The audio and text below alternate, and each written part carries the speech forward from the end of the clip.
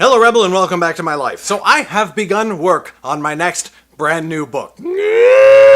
It's exciting. I'm excited. Are you excited? I'm excited. With the completion of the big restoration project in which I have gone through and fixed all of my books and given them all new covers, I have now had to turn my attention to another aspect of my job, which is building the publishing company itself. For those who don't know, I write and publish and market and sell my own books, and for the last about year and a half, I've been doing it well enough to support myself and my family. Now I am also in the process of growing and expanding my business. I have multiple people who work for me on a freelance basis, and for the last several months, my wife has also worked for me on a full-time basis. Now this is maybe the third or fourth time in my life where I've had other people working for me, or at least in a junior position to me. The third or fourth time that I've been the boss. I don't really honestly enjoy it very much, and this time around, I'm coming to realize that might be because I don't think I'm very good at it. Before I was an author, I worked on film, and I got to direct several amazing films with amazing cast and crew. When you're directing a movie, everybody shows up to set already knowing their job. They know what they're supposed to do, and your job is to direct what they're doing towards the final product, the film, which is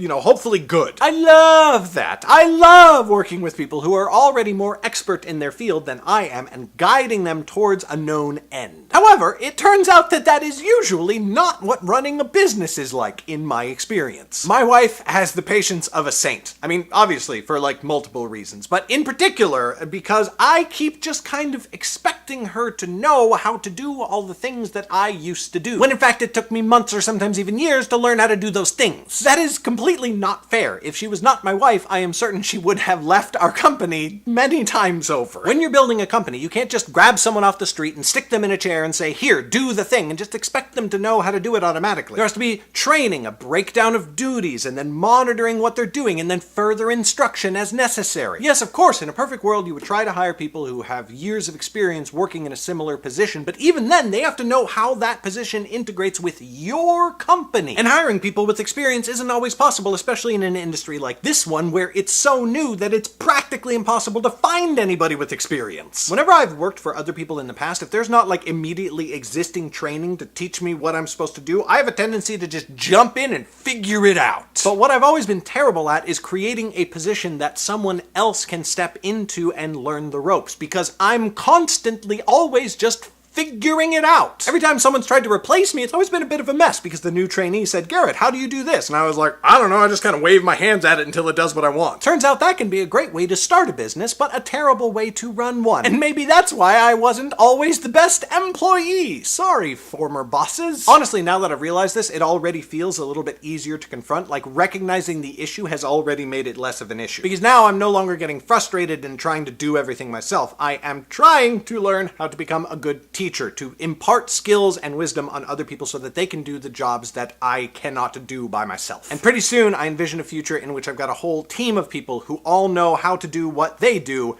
way better than I do. That's what I've got for you today, Rebel. However, I do want to let you know that 3 days ago, the Nightblade Epic Volume 1 came out as an audiobook. And Amazon's got this amazing program called WhisperSync, where if you bought this as an ebook, you can go and get the audiobook version for $3.50. Which is amazing, because normally it costs $40. So you can go pick up the audiobook in the link in the description. If you already got the ebook, then you can go get the audiobook for less than you paid for the ebook. And that is truly all I have for you today, Rebel. Subscribe if you haven't already. Maybe check out another video from the channel right up there, or check out my Patreon right down there for my secret videos.